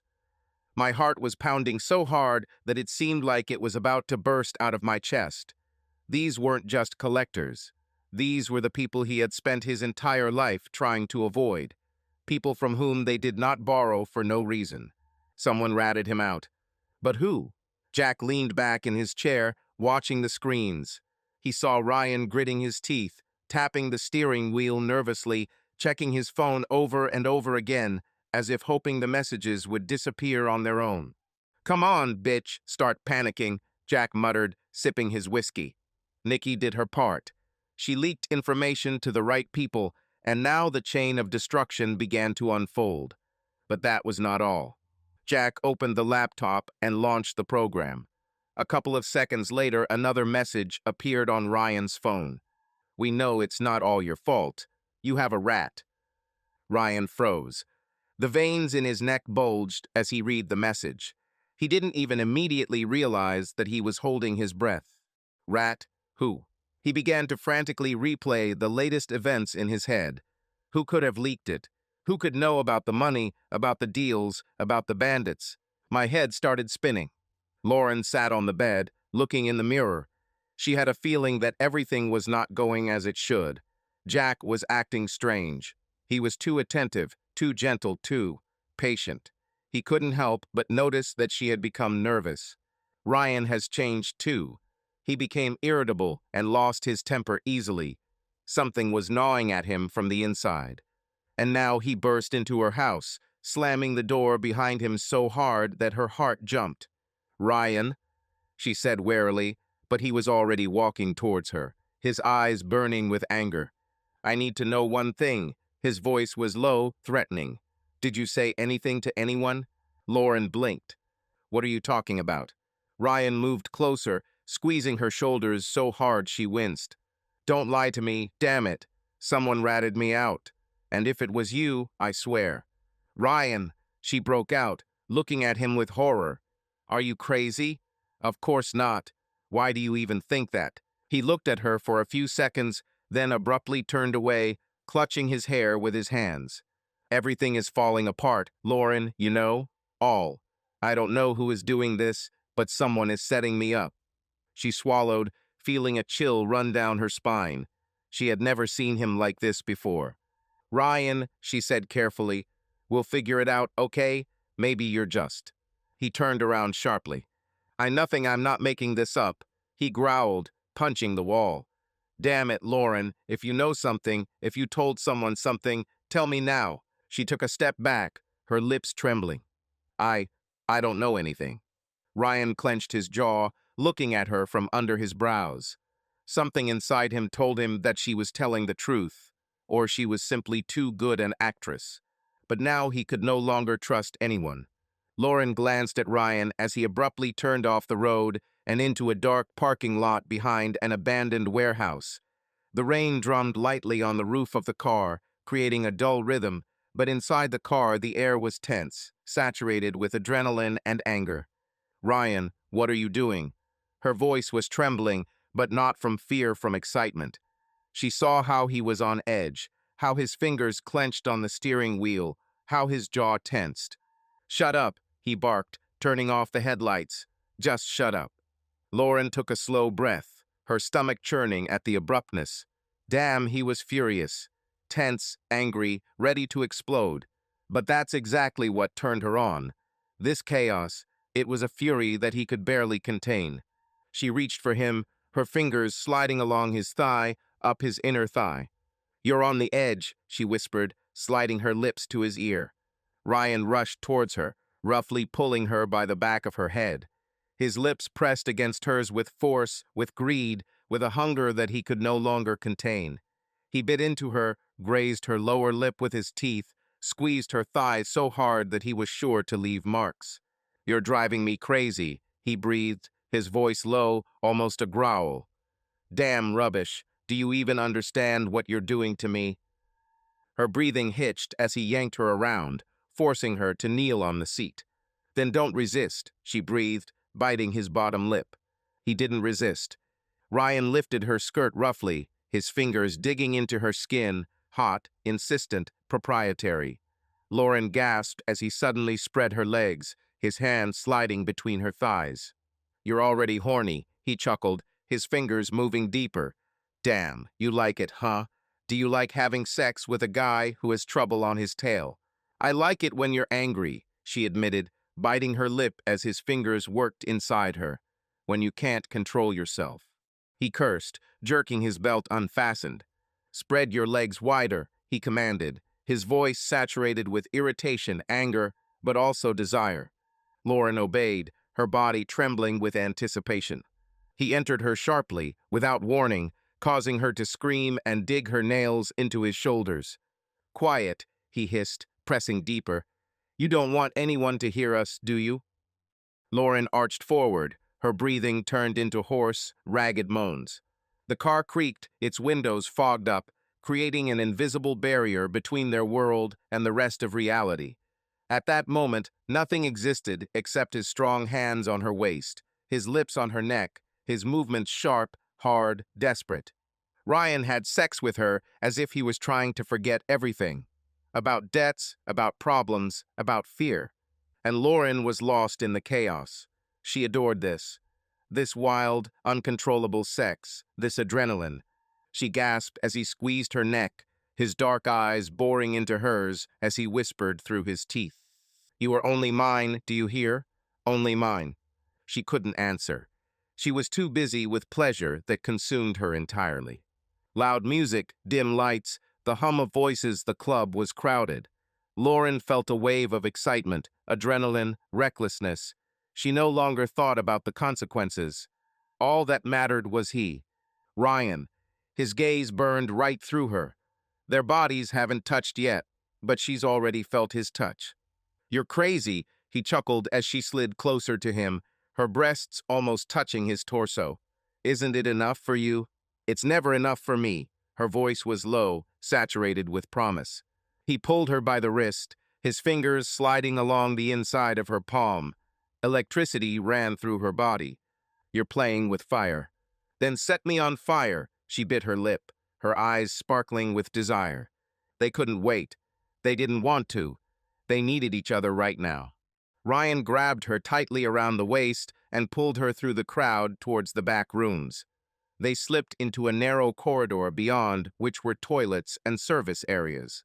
This way, he jerked open the door to the technical room. The smell of metal shelves, locked cabinets, and dusty air filled the space, but they didn't care. As soon as the door slammed behind them, he pushed her against the wall. "You're driving me crazy." His lips moved insistently along her neck while his hands unzipped her dress. "Do you even understand? How dangerous are you?" Lauren arched, her breathing becoming ragged. "And what are you going to do about it?" Her fingers were already tearing the buttons of his shirt. Ryan didn't answer. He leaned towards her, his lips covering hers in a greedy, insatiable kiss. His hands walked over her body, exploring every curve. She moaned as his fingers greedily squeezed her breasts. "Damn, Lauren." He was breathing heavily, his lips crossing hers. She wrapped her arms around his neck, her legs sliding up his sides, clinging to him. "I want it," she whispered. "I want you to take me here and now." He didn't keep her waiting. A moment and her dress was pulled up to her hips. His fingers ran along her inner thigh. She was already ready for him. Her breath hitched as he pressed himself against her, his arms holding her firmly in place. "You're mine," he growled before, with one brutal movement, entering it. Lauren screamed, digging her nails into his back. God, she wanted this. I wanted it so much that I lost my mind. His thrusts were rough, merciless, greedy. He had sex with her as if he was trying to leave his mark on her, as if he wanted her too. I remembered this moment forever. "Do you like it?" he whispered in her ear, his breath burning her skin. She could only nod as the words caught in her throat. "Tell me," he demanded, pounding into her harder. "Yes," her voice was ragged and hoarse. "Do you want someone to come in?" His tone became even darker, dirty. "Do you want someone to see you having sex like the last prostitute?" Her body shook at his words. She really felt like someone could come in at any moment. This only turned her on even more. "Fuck," Ryan hissed as her inner muscles clenched around him. "You really are a little pervert, aren't you?" Lauren scratched at his shoulders, her body completely submitting to his movement, his control. The world around me disappeared. There was only him. Only his heat, his lips, his merciless movements. She screamed as he leaned in, his teeth digging into her skin, leaving a mark. He wanted to mark her. "Ryan," her voice trembled. She was approaching. "Come on, baby." He picked up the pace, harder, deeper. And when the wave of pleasure hit her, Lauren couldn't help but scream. Ryan pressed his hand to her lips, his body shaking with hers. "Quiet," he growled, pounding into her to the very end. They froze, breathing heavily, their bodies trembling with residual pleasure. A few seconds, and she began to come to her senses. "Damn." She breathed out hoarsely, looking at him. It was crazy. Ryan smirked, leaning his lips towards hers. "And you love this." The crack of shattered glass echoed in the silence of the office. The fragments of the phone, which a second ago was still lying in Ryan's hands, now scattered on the floor. His breathing was heavy, his chest was burning, as if he had just run a marathon. But it was not adrenaline, not fatigue. It was rage. Pure, unbridled, tearing him apart from the inside. Just a few minutes ago, he was just sitting, staring at the monitor, desperately trying to figure out the problems that were pouring down on him. Finances, business, creditors, all this was already bad enough. But he even introduced me, and I couldn't let it get worse. And then there was the sound of a new message. Anonymous sender. He usually didn't open such messages. But now, with this level of stress, his hand automatically reached for the phone. One click and his world collapsed. A video appeared on the screen. He pressed play. The image loaded, and before it appeared she, Lauren, nude, scattered hair, half-open mouth, clouded eyes are pleasures. Only she wasn't alone. A man held her by the waist, his lips slid over her skin, his hands greedily explored her body. Their movements were sharp, hungry, crazy. Ryan, I haven't seen her like this. Not with him. But he couldn't see it, because this never happened. Jack and Nikki created this video. Clear frames, skillfully processed photographs. It was all masterful Photoshop. They spent hours selecting the right pieces, putting on faces, changing lighting, adjusting details. They knew Ryan wouldn't hesitate. He will see and will believe. Because he wanted to believe it. Crap. He breathed, barely aware of the sound of his own voice. The video was followed by photographs. Lauren, arched under this bastard. Lauren, biting her lip, hands in his hair. Lauren is on her knees. Ryan felt his chest tighten. To him, there wasn't enough air. What the fuck? He squeezed the phone in his hand so tightly that the plastic cracked before he threw him into the wall. Damn woman of easy virtue. He exhaled, breathing heavily. Lauren was stopped at a traffic light when her phone vibrated. She automatically looked at the screen Ryan. She smiled, although there was anxiety inside. He was tense after the recent events. Too much tension. She swiped the screen and brought the phone to her ear.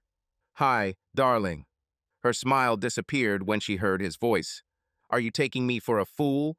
He barked so loudly that she had to move the phone away from her ear. "Damn, who did you sleep with?" Lauren frowned in confusion. My heart skipped a beat. What? What are you talking about?" She forced herself to laugh, but there was already panic in her voice. "Don't play with me." He literally growled. "They sent me proof. Lauren, photo, video. You're having sex with some bastard." She froze. "Ryan." "No, it's not me." Her fingers convulsively squeezed the steering wheel. This is fake. I would never." "Shut up." His voice became icy. "I saw everything. You didn't even try to hide it." Her breathing hitched. "What's happening? Who did it? How is this even possible?" "Ryan, you have to believe me." She almost screamed. "I don't know who sent this. I don't know what kind of man this is. I don't care." His voice was filled with hatred. "We're done with you." Horns. Lauren stared at the phone, her hands shaking, her vision blurry. She understood that she had just lost. The bar was half empty, filled only with dim lights and the smell of alcohol. In the corner, at a table hidden from prying eyes, sat Jack and Nikki. She looked flawless, long, perfectly styled dark hair cascaded over her shoulders. The deep neckline of her dress emphasized her impeccable figure. A thin gold chain glittered around her neck, and a lazy, almost mocking smile played on her lips. Jack looked at her, finding himself wondering how Ryan could appreciate it. How can you be so blind? He had this woman beautiful, smart, devoted, ready to do anything for him. And he chose to play dirty with Lauren, who isn't even worth Nikki's shadow. Irony of fate? Maybe. But now he was next to her, and he fucking loved it. Their gazes crossed, tension was in the air, and the ice in the glasses slowly melted. "Did you see his face?" Nikki chuckled, licking her lips as she took a sip of whiskey. He was ready to kill. "Honestly, I didn't even expect him to lose it so fast." A wonderful sight. Jack bowed his head, lazily twirling the glass between his fingers. He saw all. Every emotion, every tremor in Ryan's voice, every flare of anger that boiled inside him, threatening to turn into a destructive hurricane. "You bet," he nodded. He didn't even doubt it. "We did everything perfectly." Nikki slid her tongue across her lips, her eyes sparkling with excitement. She enjoyed this moment as much as he did. The only difference is that for her it was payback, and for him it was a cold-blooded calculation. And what next? Her voice became low, slightly hoarse. "You're not going to stop there, are you?" Jack chuckled, leaning a little closer. Tension hung between them. The dull hum of music in the bar receded, leaving only two of them. "Of course not." His voice was quiet but firm. "I want them to destroy themselves." She bit her lip and leaned forward, almost touching his lips. "Tell me." Jack took one last sip of his whiskey and set the glass down, watching with a grin as Nikki studied his face. Her eyes sparkled with excitement, hidden excitement. He knew that she admired them. His methods, his cold, ruthless strategy. Lauren is already panicking. Her life is falling apart. But now we need to make sure that Ryan loses control. I'll give him evidence that Lauren had another lover. Let him doubt it. Let's go crazy. "This is cruel," Nikki whispered, sliding her fingers along his wrist, then slowly raising her hand higher, her nails skimming softly along his forearm. "This is just the beginning." His voice became lower, deeper. She looked at him for a long moment, then smiled slowly, leaning closer. "I want to see how you do it." Jack didn't answer. He simply grabbed the back of her head and pulled her closer. Their lips met in a rough, greedy kiss. It wasn't affection. It was a famine. Adrenaline, excitement, revenge, everything was mixed in this moment. Nikki moaned, pushing into him, her fingers gripping his shirt as he spun her around, pressing her against the wall in the dark corner of the bar. "Are you excited by revenge?" His lips slid along her neck, leaving a hot trail when he bit the skin, forcing her to arch towards her. "And you?" She lifted his t-shirt, her nails leaving red marks on his back. "You love it when everything goes well according to your script, yes?" "Fuck, Nikki." His voice cracked as she ran her tongue along his collarbone, fingers tracing the waistband of his pants. He grabbed her hips, lifting her up, forcing her to throw her legs over his waist. Their breathing became intermittent, their movements became sharp and hungry. They were too far to stop. The air in the bar was too heavy, too hot. Their looks already spoke more than words. When Nikki licked her lips and tugged at his hand, Jack didn't even think twice about it. A minute later, they were in his car. The rain drummed on the roof, drops flowed down the glass, but inside it was stuffy, hot. The tension electrified the air to the limit. She sat cross-legged in the passenger seat, her chest heaving with rapid breathing. Dark hair was disheveled, eyes sparkled with greed. Her dress rode up above her knee, and Jack involuntarily caught his gaze on her smooth, slender legs. "Are you sure you want this?" she whispered, her fingers already unbuttoning the top buttons of his shirt. "After what you did in the bar?" Jack chuckled, his hand tightening on her thigh. "Like I have a choice." She didn't let him finish his sentence, covering his lips with a kiss. It wasn't a soft, romantic kiss. It was hungry, greedy, devouring each other. He pulled her towards him, and she easily threw her leg over his knee, moving towards him in the seat. The fabric of her dress rode up, exposing the skin of her thigh. Jack felt his own body tensed from this spectacle. "Are you angry?" Her lips left a wet mark on his neck. "Or does it just turn you on?" "This is a fucking turn on," he growled, running his hand through her hair. His hands slid under her dress, squeezing her buttocks, forcing her to arch towards him. She moaned into his lips, digging her nails into his shoulders. "Fuck, Nikki." He groaned as she began to move. "You wanted to know if I'm really a log in bed?" Her voice was low, teasing as she ran her tongue along his neck. Jack grinned, his fingers digging into her waist. "If that's the case, then. Damn, your husband needed to get checked out by a doctor." Jack couldn't believe her husband called her a log. She moved, wriggled, squeezed him so hard that it took his breath away. She was skilled, sensual, full of passion. He leaned towards her ear, his breath burning her skin. "Remind me what he called you." He hissed, pounding into her again. "God," her voice trembled. He said I was boring." Jack grinned and bit her neck. He was an idiot. He was moving harder, deeper, enjoying her moans, her trembling, her complete submission to this moment. The car windows were fogged up, the air inside was heated to the limit. As she moaned louder, his hand clamped over her mouth. "Quiet, baby." or do you want to be heard? His voice was saturated with teasing cruelty. They were simply silent for a few seconds, coming to their senses. Nikki then grinned, turning her head towards him. Well, who's here? Log. He ran his hand along her back, feeling the heat of her skin, her breathing, her pulse. One thought was spinning in my head, what an idiot her husband was. I think I have a new favorite night in the car, he chuckled, running his fingers along her thigh. She laughed, leaning back against his chest. The country house rose among a dense forest, immersed in the golden reflections of the evening sun. A spacious veranda, high windows overlooking a picturesque lake, and silence broken only by the cries of birds. The perfect place for a perfect weekend. Jack stood at the bar, holding a glass of whiskey in his hands. His gaze slid across the living room, where all the invitees had already gathered. Lauren, Ryan, Nikki. Everything is here. Lauren looked tense. She had been on pins and needles these past few days. Too many questions, too many coincidences, too many unpleasant conversations with Ryan, who had finally lost his temper after receiving compromising videos. Now there was silence between them, but Lauren felt that something was not so. Ryan drank faster than everyone else. His face was hard and his eyes darted, as if he was looking for a threat but could not find it. He hasn't understood yet where he was lured. And Nikki looked calm and relaxed.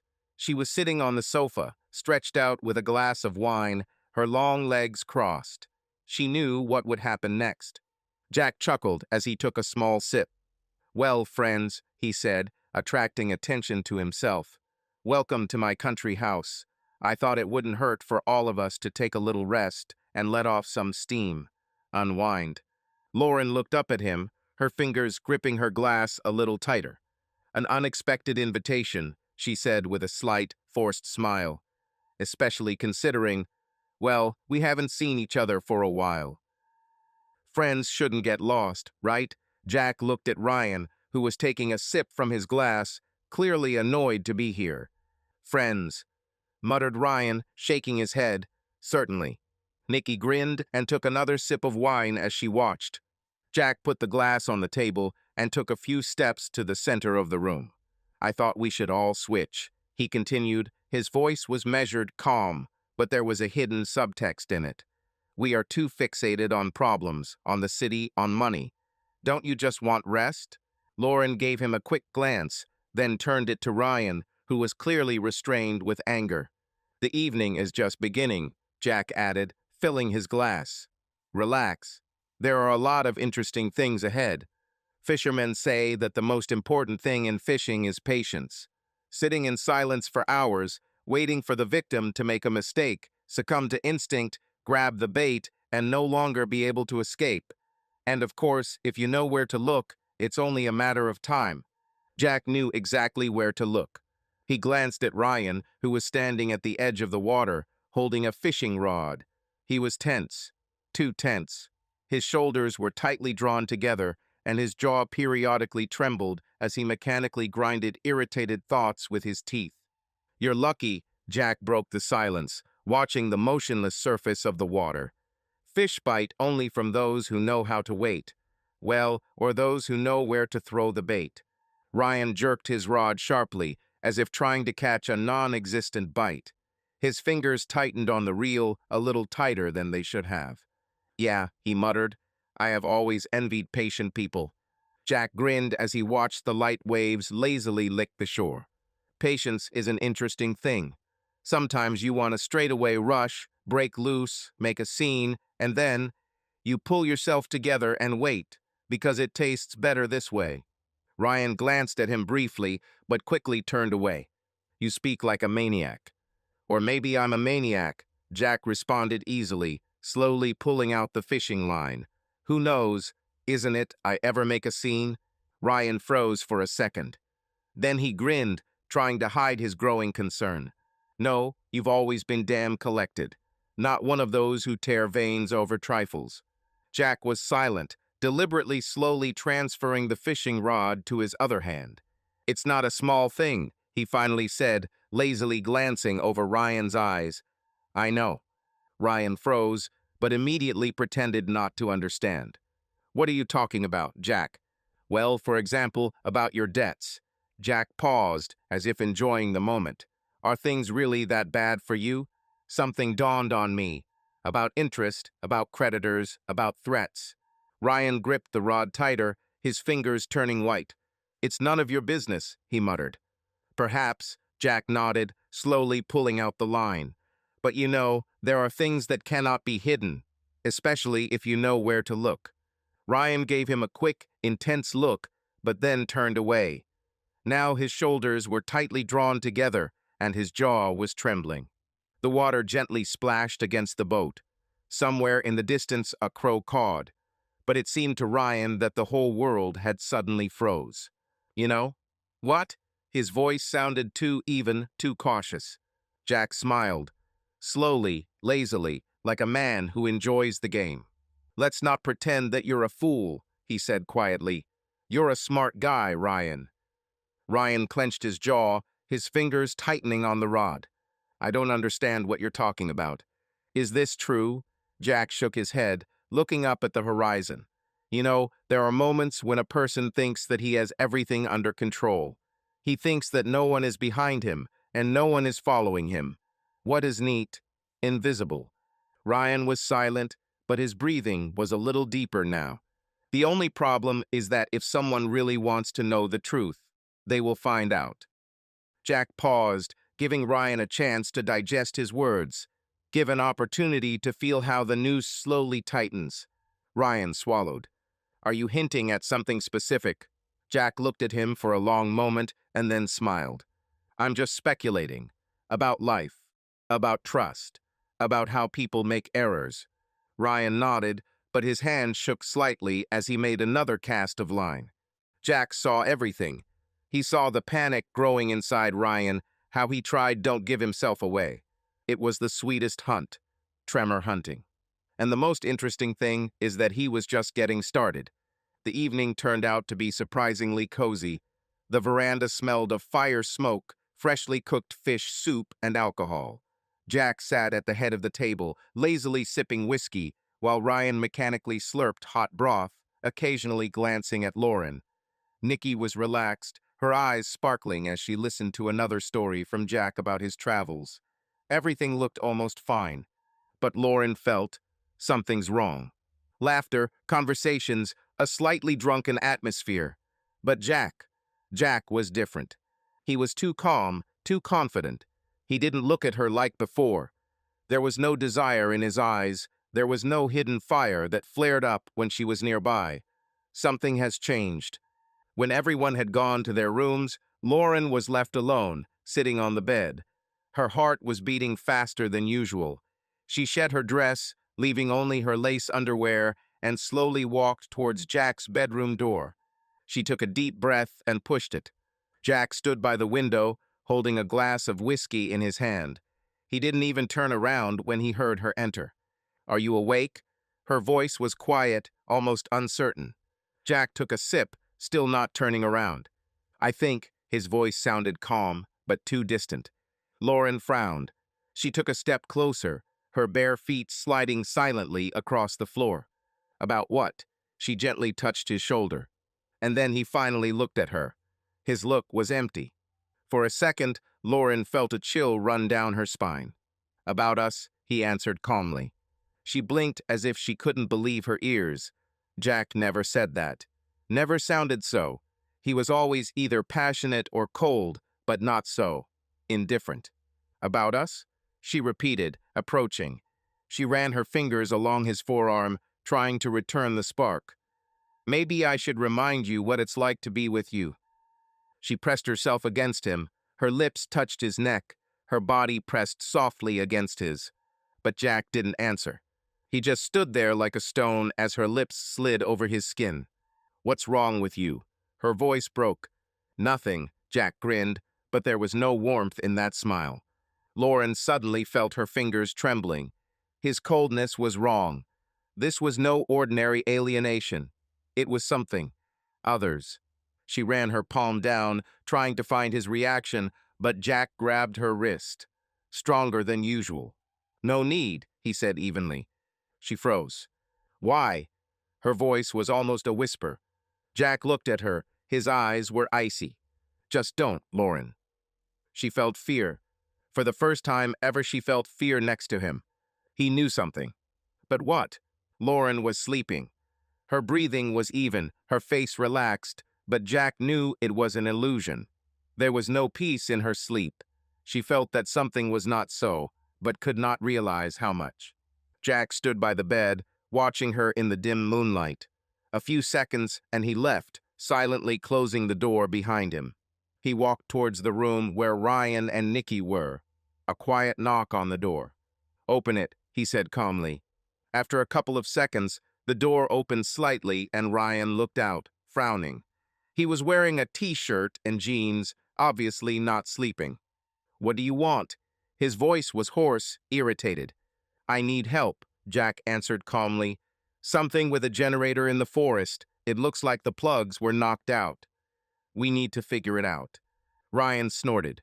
"Maybe in the morning. It's 3 in the morning." Jack did not smile, did not show the slightest hint of impatience. He's just watched. "I think you'll want to help now." Ryan exhaled slowly and glanced quickly at Nikki, who was sleeping peacefully, curled up under the covers. She didn't even move, not suspecting that at that second her husband was being offered a deal on which his life depended. "To hell with you," Ryan muttered, pulling on his jacket. They went out, and a few minutes later they were walking along a narrow path leading deep into the forest. The moonlight made its way through the foliage, but the night seemed thick, heavy. Jack walked confidently. Ryan lagged behind slightly, looking back from time to time. "Where the hell is this generator?" he muttered, clearly annoyed. Jack stopped. Ryan took a couple more steps forward before realizing that something's wrong. He turned around. Jack stood in the middle of the path, arms crossed over his chest. There was no smile. "What the hell?" Ryan frowned. "Come on," without further ado. Jack said it so calmly that it made him scarier. "You already know why we are here." Ryan clenched his fists. "What the hell are you talking about?" Jack slowly walked closer, his voice smooth and icy. "About you." "Oh, Lauren, about how you had sex with my wife." The forest around suddenly became too quiet. Ryan froze. His chest heaved heavily, but his face did not tremble. "You're talking nonsense," he breathed, but his voice was too tense. "Is it true?" Jack tilted his head as if studying him. "So you want me to repeat it? The way you spread my wife's legs, in my house, in my bed, in my car. Do you want me to show you that you need proof?" Ryan swallowed. He understood this is the end. "Okay," he managed. "So what now?" Jack took another step. Now they were standing so close that Ryan could feel his breath. "You have two options." His voice was overly calm. "First, I end this here and now." Ryan didn't blink. "Second," his voice was broken. Jack leaned closer. "You disappear. You disappear from the city, from her life, forever. I don't want to hear your name. I don't want to see your face. Rotten. If even one of your shadows falls next to her, you will beg me to choose the first option." Ryan swallowed. The forehead was covered with sweat, and the eyes panic rushed. He understood that Jack was not kidding. Jack grinned. "It feels like your ass is shrinking, right? Not used to being the one on the losing side, and I, bitch, have been waiting for this moment. I wanted to see you like this, pathetic, sweaty, trembling with fear." Ryan was silent, but his breathing became heavier. Jack saw him struggling with his thoughts, looking for a way out. But there was no way out. "Well, what the hell do you say?" Jack stepped closer, growling right in his face. "Are you ready to eat your shit, bastard?" Ryan closed his eyes, clenched his teeth, and then exhaled heavily. "Okay," he said quietly.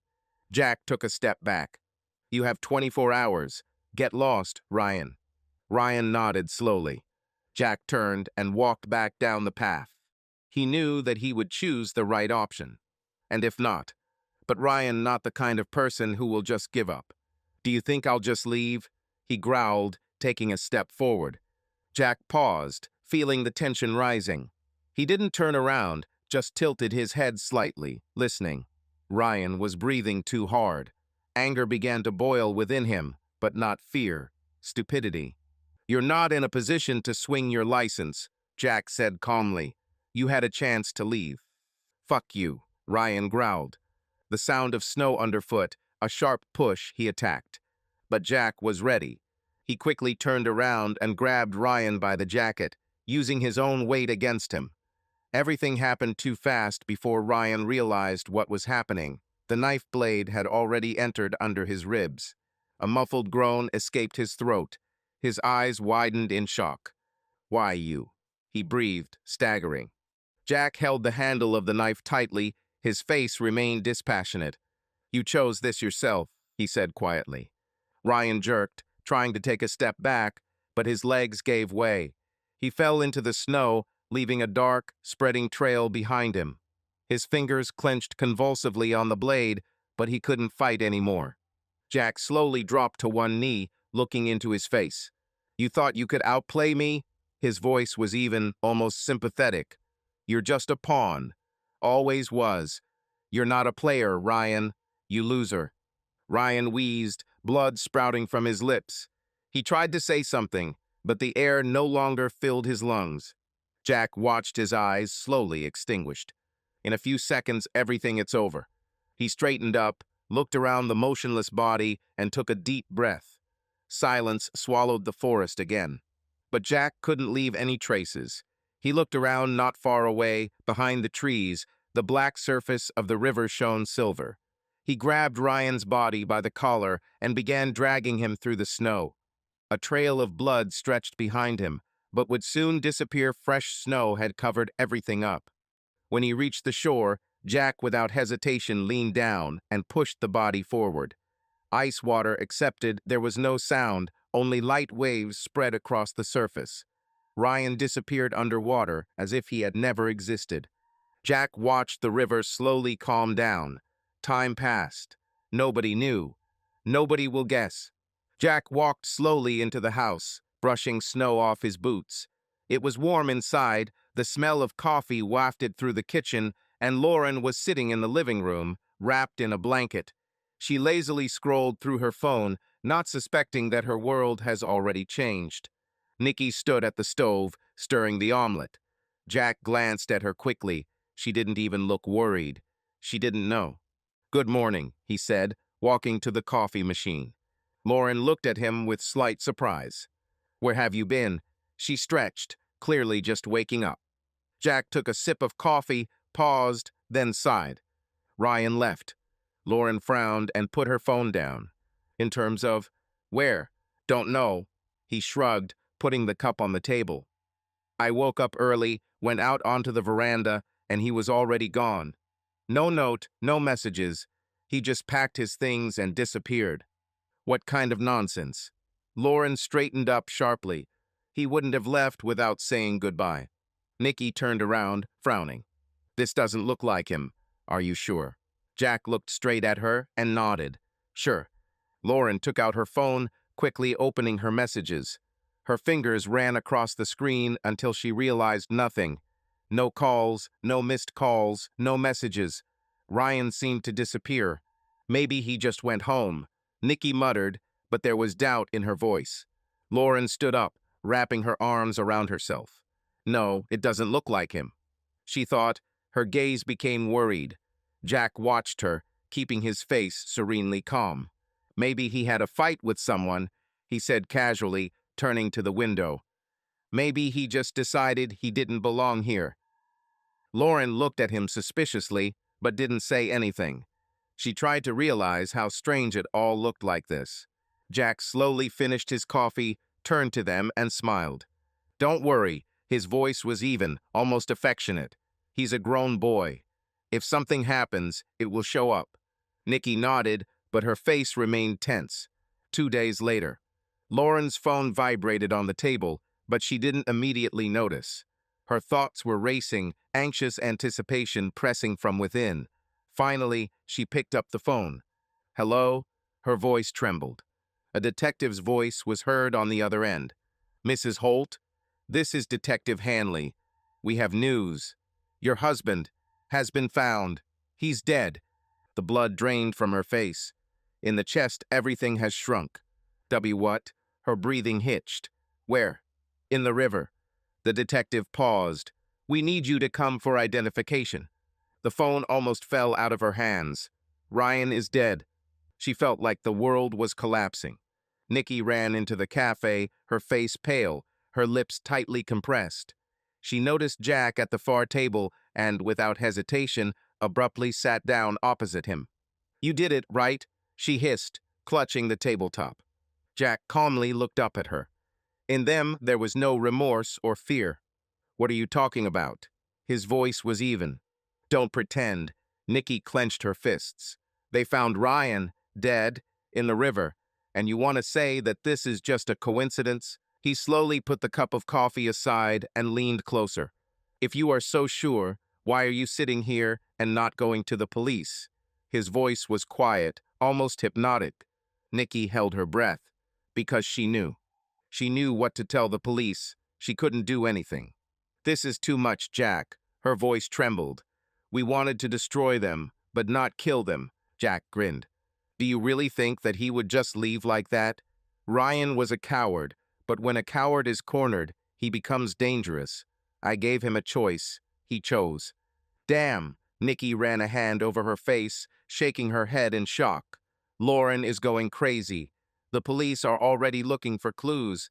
If they link it to you. Jack sat in his car, watching the entrance to the police station. Everything was boiling inside, but outside he remained impeccably calm. He always played the long game, always kept the situation under control, but now it's on him to start hunting. The investigation has officially begun. The police dug and asked questions. Lauren was rushing around in a panic. Nikki could break at any minute.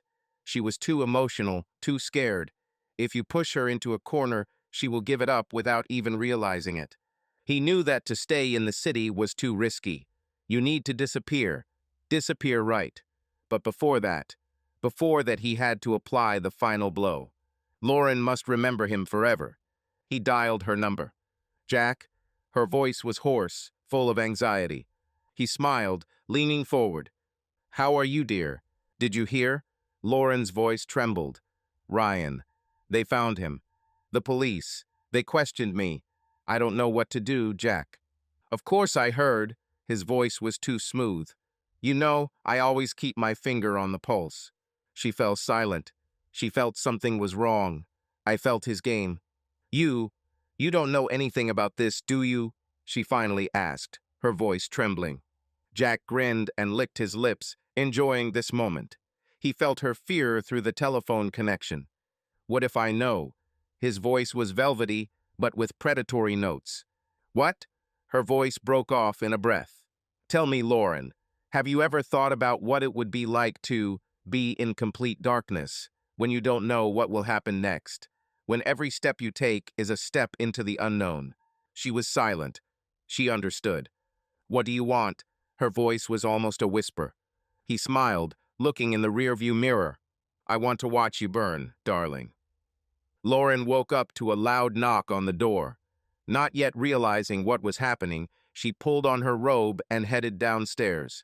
Anxiety grew in her chest, as if her premonition was trying to warn of an impending storm. She opened the door and two policemen stood on the threshold. Miss Carter, Detective Hanley said coldly, holding the warrant in his hands. We need to inspect your house. Her heart sank. Oh, examine? Why? Her voice broke.